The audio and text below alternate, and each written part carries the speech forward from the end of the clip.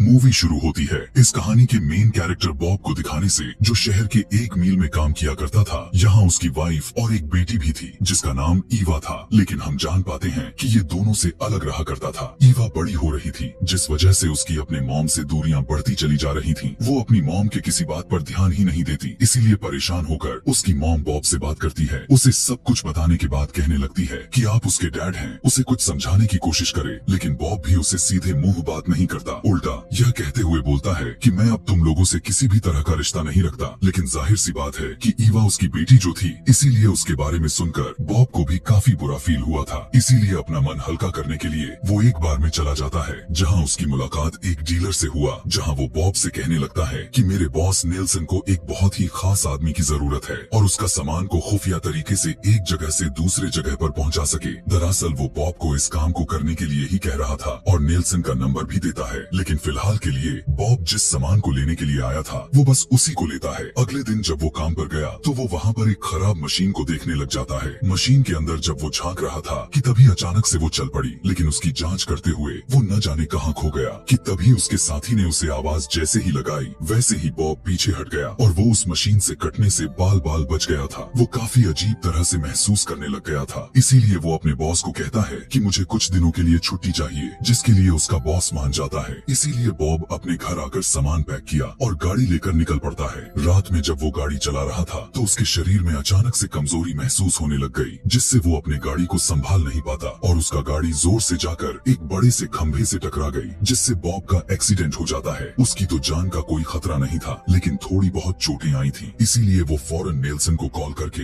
इस बारे में खबर कर देता है कि उसकी गाड़ी की एक्सीडेंट हो चुकी है, जिसके बाद वो जल्दी से एक पास ही बने कैफे में चला जाता है। वो यहाँ के वॉशरूम में आकर अपने हाथ से ही अपने खून को साफ करता है। उसके पेट में तकलीफ महसूस होने लग गया। उसे लगने लगा कि शायद वहाँ भी चोट लगी होगी। उसे देखने के लिए वो अपना शर्ट हटाता है, लेकिन देखने को मिला कि उसका शरीर ही गायब हो रहा था और उसकी पसलियों वाली जगहों से हड्डियां नजर आना शुरू हो गई थी। बॉब यह देखने के बाद थोड़ा बहुत घबरा गया, लेकिन अपनी मलहम पट्टियां करके बाहर आ जाता है, जहाँ कुछ ही देर में नेल्सन भी आ गया। उसके पास आकर वो उसे बताने लगता है कि मेरी गाड़ी काफी खराब हो गई है, जिसको ठीक करवाने के लिए मेरे पास पैसे नहीं है। उसकी बात सुनकर नेल्सन कहता है कि तो फिर ठीक है, अगर तुम मेरा सामान पहुंचाने वाला काम कर देते हो तो मैं तुम्हें पैसे भी दे दूंगा, जिससे तुम अपनी गाड़ी ठीक करवा सकते हो। अब जबकि बॉब के पास और कुछ चारा भी नहीं बचा हुआ था, इसीलिए उसे नेल्सन की बात माननी पड़ जाती है और नेल्सन उसे अपने घर लाता है। फिर अगले दिन वो बॉब को लेकर जंगल में आया और भालू को गन से शूट करके मार देता है और उसी मरे हुए भालू का सर काट कर एक बॉक्स में रख दिया। अगले दिन नेल्सन उसी बॉक्स को बॉब को दे देता है। इसमें दरअसल उसी भालू के शरीर के पार्ट्स थे, जिनको ब्लैक मार्केट में नेल्सन बेचना चाहता था ताकि अच्छे खासे पैसे कमा सके, क्योंकि उस काले बाजार में इसी तरह की गलत चीजें हुआ करती थीं। खैर, बॉब देखता है कि उसकी गाड़ी ठीक हो चुकी है, इसीलिए वो नेल्सन का काम करने के लिए निकल पड़ता है। सफर करते करते काफी रात हो चुकी थी, इसीलिए वो अपने वाइफ के घर पर जाता है। पता चला कि घर पर ईवा नहीं थी। पूछने पर उसकी वाइफ बताने लगती है कि वो आज रात अपने दोस्त के घर ही रुकेगी, क्योंकि वो ऐसा पहले भी करती रहती है। अगले दिन बॉब उस डब्बे को पहुंचाने के लिए जाने लगा तो तभी ईवा भी घर लौट आती है। वो अपने डैड पर गुस्सा करती है कि इतने दिनों से गायब रहने के बाद आज आप क्यों आए हैं, लेकिन बॉब की तबीयत ठीक न होने की वजह से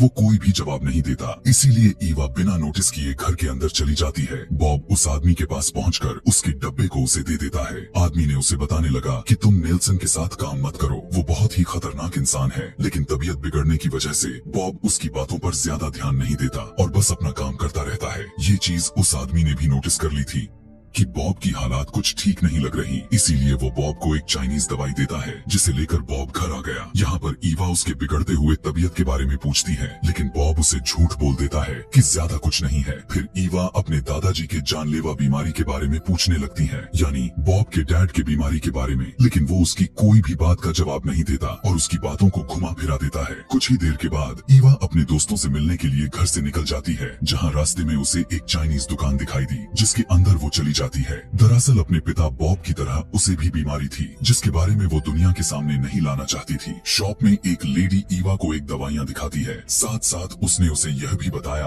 कि अंदर एक डॉक्टर भी बैठा है, तुम उससे चेकअप करवा सकती हो। लेकिन यहाँ पर ईवा तो किसी डॉक्टर से मिलना ही नहीं चाहती थी, इसीलिए बस चाइनीज चाय का एक बॉक्स को लेकर वहाँ से निकल पड़ती है। फिर उसके दोस्त प्लान बनाते हैं कि काफी टाइम से एक मेंटल हॉस्पिटल है, तो चलो ना वहाँ घूमने चलते हैं। कुछ ही देर में ये सभी वहाँ पर पहुँच गए। हालांकि हॉस्पिटल को बंद किया गया था, लेकिन जैसे तैसे वो अंदर घुस ही जाते हैं। देखने में ये जगह काफी डरावनी लग रही थी क्योंकि वीरान जो पड़ी हुई थी, इसीलिए वो लोग भूत आत्माओं की बातें करके हंसी मजाक करने लगते हैं। ईवा बताती है कि एक टाइम था जब मेरे दादाजी यहाँ एडमिट थे क्योंकि उनको भी एक जानलेवा बीमारी थी और उसके पैदा होने से पहले ही चल बसे। ईवा यहाँ पर अपने दादाजी के फाइल को ढूंढकर उनके बीमारी के बारे में जानना चाहती थी। चलते चलते ये लोग बेसमेंट में आ गए जहाँ पर उन्हें कोई दिखाई देता है जो सफेद कपड़े में लिपटा हुआ देखी। उसने जैसे ही इन लोगों को देखा वो अचानक वहाँ से गायब हो जाता है क्योंकि वो जो भी चीज थी इनसे डर गई थी। सभी बौखलाकर इधर उधर भागना शुरू कर देते हैं। ईवा की एक दोस्त तो इतना ज्यादा डर जाती है कि अचानक से ईवा का हाथ पकड़ लेती है, पर तभी उसने हैरान कर देने वाली चीज देखी जिसे देखकर सभी काफी घबरा गए क्योंकि ईवा की बाजू तो बीच से ही गायब हो रही थी और उसका हाथ ऐसा लग रहा था कि जैसा वो अलग हो गए हों। यह देखकर उसके दोस्त बुरी तरह डर गए। उसके दोस्त ईवा को छोड़कर फौरन वहाँ से भाग जाते हैं। उधर बॉब और उसकी वाइफ दोनों बात कर रहे थे। वो ईवा के बचपन के हरकतों को याद करके खुश हो रहे थे। अगले सुबह उसकी मॉम ने उसके कमरे में चेक किया तो उन्हें पता चला कि कल रात से ईवा घर आई ही नहीं थी। उसकी मॉम डैड ईवा के लिए परेशान हो गए। दोनों हर जगह उसे ढूंढने लगते हैं लेकिन वो गायब हो गई थी। उसका कुछ अता पता नहीं चल रहा था। उन्होंने जब कमरे को चेक किया तो ईवा का फोन मिल जाता है जिसे चेक करने पर पता चला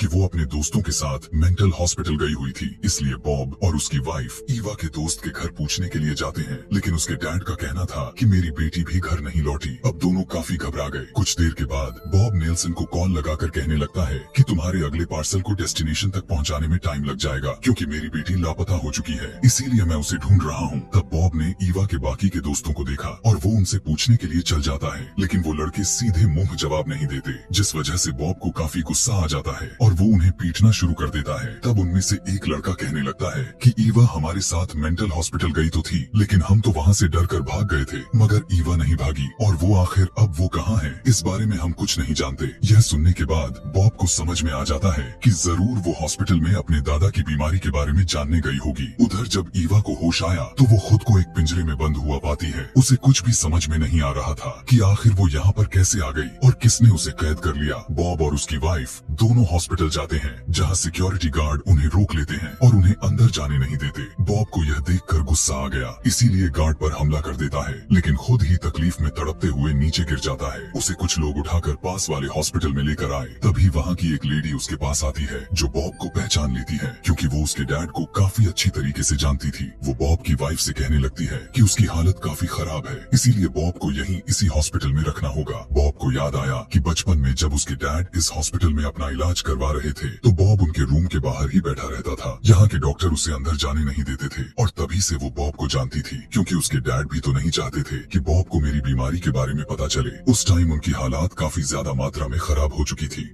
खैर, अब वो लेडी डॉक्टर बॉब से बात करती है और उसके डैड का कमरा दिखाते हुए कहती है कि अगर तुम चाहो तो यहाँ पर रुककर अपना इलाज करवा सकते हो, लेकिन बॉब ये कहकर मना कर देता है कि मेरी बेटी गायब हो चुकी है, उसे मेरी जरूरत होगी, ना जाने मेरी बेटी कहाँ और किस हालत में होगी। लेकिन गार्ड उसकी बात को अनसुना करते हुए उसे जबरदस्ती कमरे में डालकर लॉक्ड कर देते हैं। रात में बॉब जब अपने दर्द से तड़प रहा था तो उसकी नींद खुल गई। तभी उसने देखा कि दरवाजा अपने आप खुल गया था और उसके सामने वाले टेबल पर मेन गेट की चाबियां भी पड़ी हुई थी।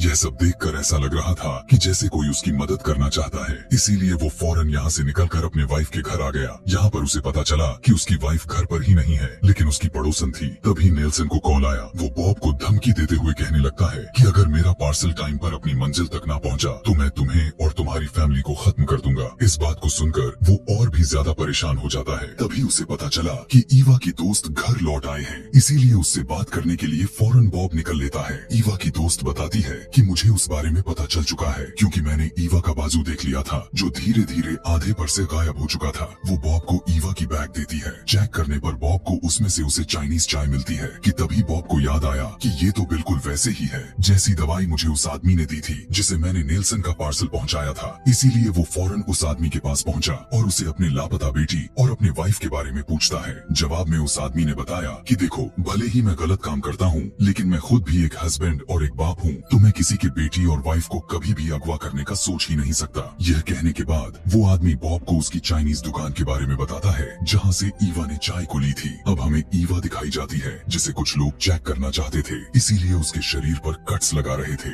यहाँ तक वो उसके जख्मों पर कुरेदने लग जाते हैं जिससे वो बेचारी दर्द से तड़पने लग जाती है। कुछ ही देर के बाद बॉब भी उसी चाइनीज वाले दुकान तक पहुँच जाता है और शॉप वाले लेडी से अपनी लापता बेटी के बारे में पूछने लगता है। शॉप लेडी उसे देखकर घबरा तो जाती है लेकिन वो उसे सच नहीं बताती। तभी बॉब दुकान के एक साइड पर खड़ी ईवा के साइकिल को देख लेता है और अपने हुड को उतार देता है। अब उसके आधे से ज्यादा गायब सर को देखकर उस लेडी की बत्ती गुल हो जाती है। वो समझ गई थी कि ईवा भी बिल्कुल अपने बॉब डैड जैसी ही है, इसीलिए वो डरते हुए डॉक्टर के रूम की तरफ इशारा करती है। इशारे से बॉब फौरन समझ गया और उसी तरफ भाग कर जाता है। अंदर जाते जाते उसने अपनी शर्ट को उतार दी थी और यहाँ पर हम पहली बार देखते हैं कि उसका शरीर तो अलग अलग जगहों से गायब होता जा रहा है। वो अब बेसमेंट में जाता है जहाँ डॉक्टर होते हैं। वो उन पर हमला कर देता है। अपनी बेटी के बारे में पूछते हुए उसे छोड़ने को कहता है। तभी पिंजरे में कैद ईवा अपने डैड की आवाज को सुनकर पुकारने लग जाती है। बॉब आवाज का पीछा करते हुए उसकी तरफ जाता है और जब ईवा अपने डैड को आधा गायब हुआ देखती है तो वो भी काफी घबरा गई, लेकिन बॉब ने उसे नॉर्मल करते हुए पिंजरे को खोलकर उसे बाहर निकाल लेता है। दोनों वहाँ से बाहर आते हैं लेकिन बॉब की हालत पहले से अब काफी ज्यादा मात्रा में खराब हो चुकी थी, इसीलिए ईवा उसे सहारा देते हुए घर लेकर आती है। बॉब की वाइफ देखती है कि वो अब तेजी से गायब हो रहा है, इसीलिए वो जल्दी से बॉब की देखभाल करने लग जाती है क्योंकि वो भी उसकी गायब होने वाले बीमारी के बारे में पहले से जानती थी। अगली सुबह जब बॉब की आंख खुली तो वो ईवा से बातें करने लग गया। वो उसे बताने लग जाता है कि मैं तुम दोनों से इस बीमारी की वजह से ही दूर चला गया था ताकि मेरी वजह से तुम दोनों को किसी तरह का तकलीफ न मिले, वरना मैं तुम लोगों से बहुत ही प्यार करता हूँ। लेकिन अब मुझे समझ आ रही है कि शायद ये चीज हमारे खून में ही है जो ना चाहते हुए भी मेरी वजह से तुम्हें भी मिल गई, जैसे मुझे मेरे डैड की तरफ से मिली थी। कुछ टाइम गुजरने के बाद वो यहाँ से जाने के लिए अपना सामान को पैक करने लग गया। उसने बताया कि मेरे अंदर बहुत कमजोरी हो गया है, इवन वो गिर भी पड़ता है। उसका कहना था कि इससे पहले कि ये दुनिया के सामने सच आ जाए मैं उससे पहले ही सबसे दूर चला जाता हूँ। यह सुनने के बाद ईवा भी उसके साथ जाने के लिए कहती है क्योंकि कुछ दिन के बाद उसका भी यही हस्र होने वाला था। इससे बॉब की वाइफ काफी दुखी हो गई। ना चाहते हुए उसे दोनों को भेजना पड़ जाता है, जिसके बाद दोनों बाप बेटी गाड़ी में बैठकर वहाँ से निकल पड़ते हैं। रास्ते में उनके बीच काफी बातें भी चलते हैं। बॉब कहता है कि मैं हमेशा तुम लोगों से काफी सख्ती से पेश आता था ताकि तुमसे दूर रह सकूं, क्योंकि तुम लोगों के साथ रहकर बोझ बनना नहीं चाहता था। ईवा भी कहती है, डैड मैंने हमेशा आपकी कमी को महसूस किया है और अब मैं हर एक लम्हा आपके साथ गुजारना चाहती हूँ जो हमने खो दिए हैं। खैर अब ये दोनों उस जगह पर पहुँचे जहाँ उन्हें बॉब का अगला पार्सल पहुँचाना था। तभी बॉब देखता है कि उसका चेहरा भी गायब हो रहा था। उसे कुछ भी समझ में ही नहीं आ रहा था कि आखिर मैं क्या करूँ। तभी ईवा फाउंडेशन लगाकर उसके चेहरे को कवर कर देती है और बॉब जाकर उस आदमी को पार्सल दे देता है, जिसके बाद वो उसे अपने घर लेकर आया। ईवा चाइनीज चाय को बनाती है जिसे दोनों पीते हैं। बॉब उसे कहता है, यहाँ तुम बड़े ही सुकून से रह सकती हो क्योंकि यहाँ के लोगों को किसी के गायब होने से कोई फर्क नहीं पड़ने वाला। दोनों बाप बेटी काफी अच्छा टाइम को बिताते हैं, हंसी मजाक करते हैं। उधर नेल्सन वाला पार्सल जब आदमी ने खोला तो उसमें तो बस कील ही थी। उसने जब नेल्सन को बताया तो उसे बहुत गुस्सा आ गया। बॉब भी अब और तेजी के साथ गायब होने लग गया था। उसका चेहरा थोड़ा सा रह गया था। वो अपनी बेटी को गले से लगाकर कहता है, मेरी बच्ची मेरा आखिरी टाइम आ चुका है। फिर वो किसी काम को कहकर एक मिल में चला जाता है जहाँ वो अब पूरी तरह से गायब हो चुका था। तभी नेल्सन बॉब के घर में घुस जाता है। वो ईवा पर गन पॉइंट करते हुए बॉब के बारे में पूछता है। तब वो कहती है कि वो तो मुझे यह घर बेचकर चले गए हैं, लेकिन नेल्सन जानता था कि ये सब सच तो बिल्कुल भी नहीं है क्योंकि बॉब का सामान अभी भी इधर ही पड़ा हुआ था। इसीलिए वो बॉब की गलती की सजा ईवा को देने का सोचता है। वो बुरी तरह से उसे घूरते हुए अजीब तरह की हरकत कर ही रहा था कि तभी जोर से उसे किसी ने धक्का दे दिया। यह देखकर ईवा समझ गई थी कि ये मेरे पापा है जो हालांकि पूरी तरह से गायब हो गए थे लेकिन फिर भी मेरी मदद करने के लिए आ चुके हैं। जिसके बाद बॉब नेल्सन को इतना ज्यादा मारता है कि उसकी जान ही ले लेता है। यहाँ पर ईवा अपने गायब डैड से बात करती है जिसे वो वादा करते हुए कहते हैं, ईवा मेरी बच्ची आगे से मैं तुम्हें छोड़कर कभी भी नहीं जाऊंगा। भले ही मैं इनविजिबल यानी मेरा वजूद होने के बाद भी गायब है, नजर नहीं आ रहा, चाहे जो भी हालात है मैं तुम्हारा हिफाजत करता रहूंगा। जल्द ही उसने नेल्सन की लाश उठाकर जंगल में फेंक दी जिसे भालू खा जाता है। अब ईवा एक दुकान से चश्मे को खरीद कर गाड़ी में आकर बैठ जाती है और बॉब से बात करने लग गई। वो चाहती थी कि जब दोनों पूरी तरह से गायब हों तो दोनों एक दूसरे को चश्मे की मदद से देख सकें। बॉब उसे बताता है कि जब मेरे डैड गायब हो गए थे तो वो नहीं चाहते थे कि मैं उन्हें ऐसी हालत में देखूं जिस मेंटल हॉस्पिटल में उन्हें भर्ती किया गया था जहां से वो गायब हुए थे। मैं उसके साथ वाले हॉस्पिटल में एडमिट था। वहां पर मुझे पता चला कि मेरे डैड तो जिंदा हैं, जबकि मैं और बाकी के सब उनके बारे में बस यही समझ रहे थे कि वो मारे गए हैं, लेकिन वो तो सिर्फ गायब हुए थे क्योंकि उन्होंने मेरे लिए रूम का दरवाजा भी खोला और टेबल पर मेन गेट की चाबियां भी रख दी थी ताकि मैं वहां से निकल सकूं। जिससे हम समझ पाते हैं कि उस टाइम जिसने बॉब की हेल्प की थी वो कोई और नहीं बल्कि वो बॉब के डैड ही थे। ईवा भी उसे सारी बात बताती है। जब वो लोग मेंटल हॉस्पिटल में घूमने के लिए गए थे, यानी सफेद कपड़े में लिपटा हुआ इंसान, तब बॉब कहता है कि हाँ, मेरे डैड उस मेंटल हॉस्पिटल में अभी भी जिंदा हैं। वो गायब होकर इतने सालों से वहाँ पर भटक रहे हैं। सबको लगता है कि जैसे वहाँ पर कोई भूत है, इसलिए वहाँ पर अब कोई नहीं जाता। यह सुनकर ईवा काफी खुश हो जाती है और कहती है कि अगर मेरे दादाजी जिंदा हैं तो मैं उनसे जरूर मिलूंगी, जरूर उनसे बात करूंगी, क्योंकि अक्सर मैं उन्हें याद किया करती हूँ और जब मैं भी गायब हो जाऊंगी तो हम तीनों मिलकर एक साथ रहेंगे और दादाजी को भी वहाँ से आजाद करवा लेंगे। जिसके साथ ये कहानी भी यहीं पर खत्म हो जाती है।